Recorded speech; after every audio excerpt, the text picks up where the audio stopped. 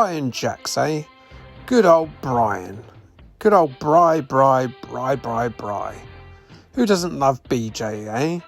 Let me just get my sound effect for that line. Yes, Brian. Good old Jacksy. What a guy. Brian Jacks. Yep. Brian Jacks. Who? I can't be the only one, right?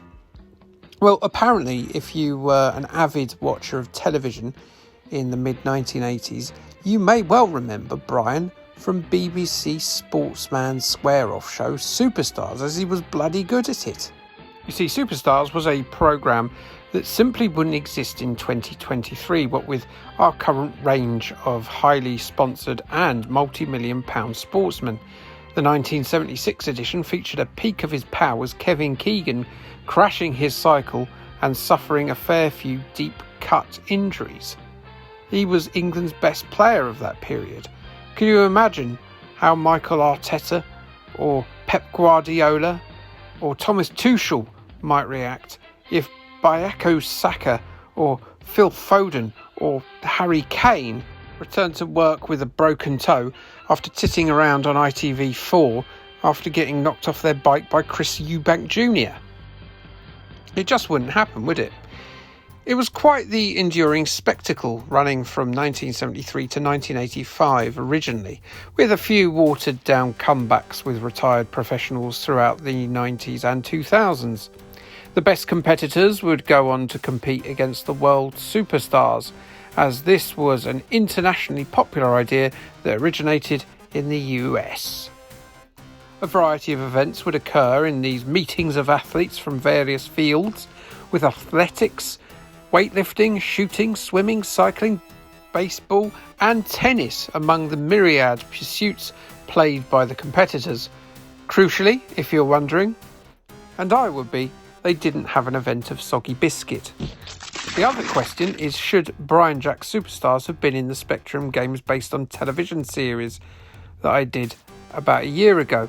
Perhaps, but let's give old Brian his chance in the spotlight and pretend I'm not a huge idiot who left a really obvious game out of his so-called comprehensive and complete list of TV games on the ZX Spectrum. Brian Albert Thomas Jacks, born in 1946, was a bronze medalist at the Salt Lake City Judoka World Championships, which he then followed up with a second bronze in the same sport at the 1972 Munich Olympics. Pretty impressive, but it wasn't this that made him a national star. It was his peerless accomplishments on the British version of Superstars, where the Cockney martial artist became a household name. Well, apart from my household, it seems. He won the British event in 1979 and 1980, then went on to win the European event in 1979, and then the international event in 1980, with a third place in the Challenge of Champions in 1981, where all the very best people from all the series got together. Top work, Judica fella.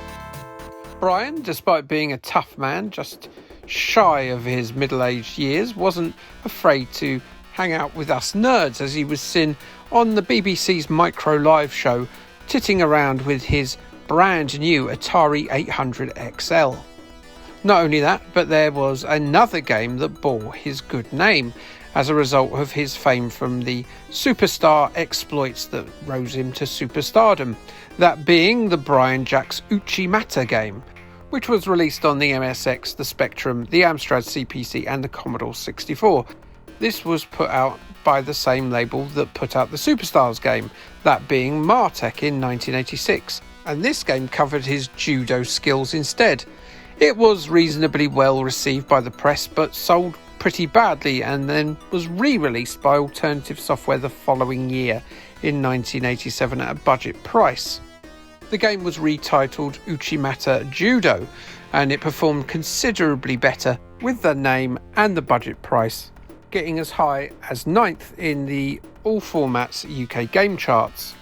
Brian still shows the young'uns how to train on rare occasions in the judo, and for a while he was running a bouncy castle firm.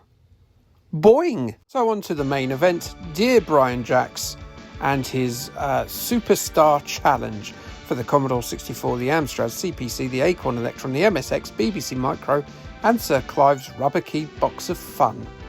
Martech didn't actually get the licence for the TV show itself from the BBC, so maybe I'm not that big an oaf for not including it in my Spectrum series, so long as you ignore that included a fair few unofficial titles along the way in that.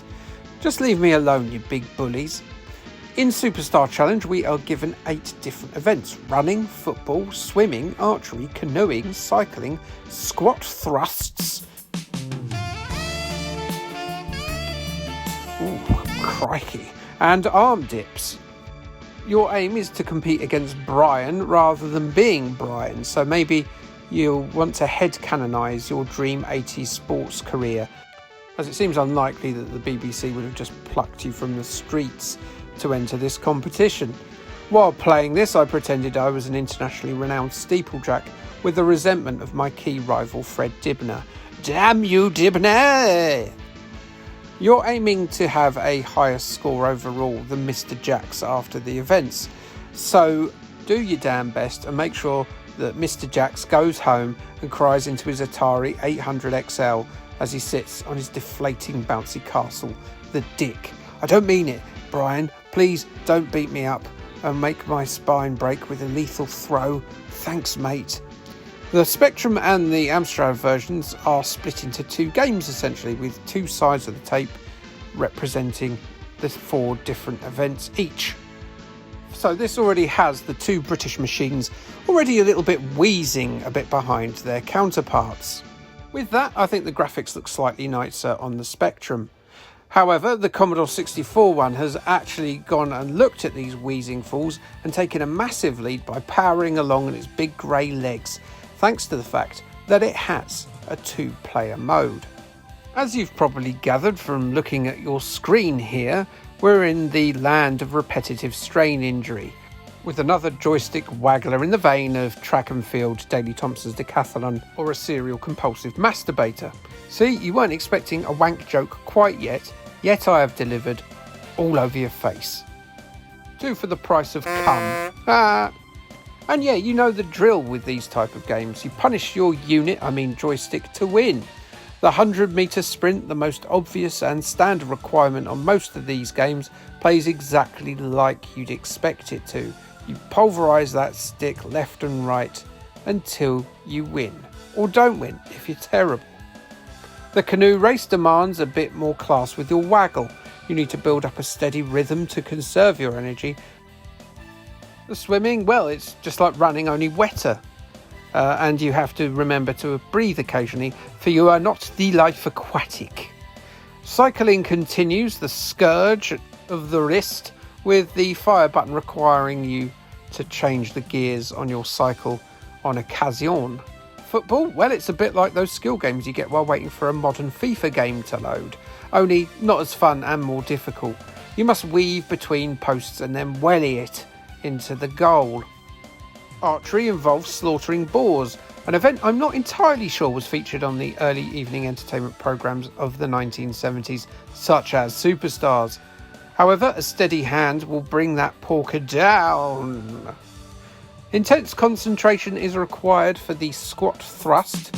Squat thrust, with a solid and precise movement showing off the sort of strength that makes girls stare at you while twirling their hair as you do your squat thrust.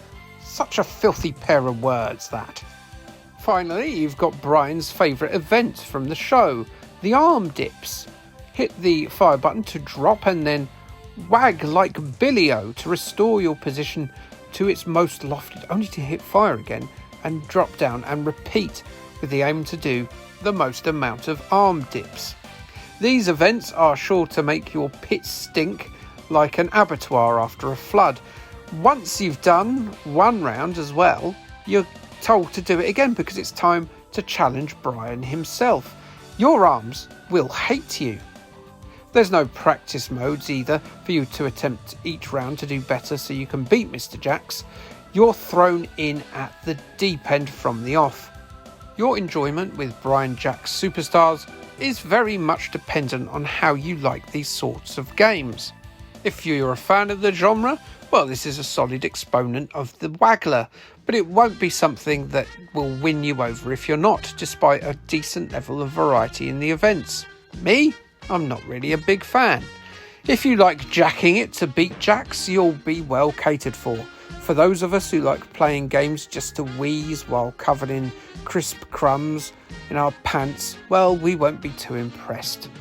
It will give you pain in your arms for weeks. That's how hard Brian Jacks is. He's so good at judo, he can hurt your arm without laying a finger on you or even knowing that you exist. Beat that, Chuck Norris. C64 gave Brian Jacks Superstars 78% in their issue from June 1985. They said, get into training now if you want to get to challenge Brian Jacks, let alone beat the man. Despite the hernias and heart failures it will cause, this arm-wrenching, joystick-breaking, eyeball-popping game is a real thriller. CMVG gave it an impressive 93% in their June 1985 issue. It was declared by them as a worthy successor to Daley Thompson's Decathlon for all armchair fans. The game demands a great deal of tactical thinking as well as stamina, of course, and yes, a tough joystick. I think you can certainly say that Brian Jacks, this hard lad, has had his Weetabix. But have you? Well, you will come the next episode as we cast our hungry eyes at Weetabix versus the Titches. Until then, like, subscribe, have another look at some of the videos you might have missed, and Kay, thanks, bye.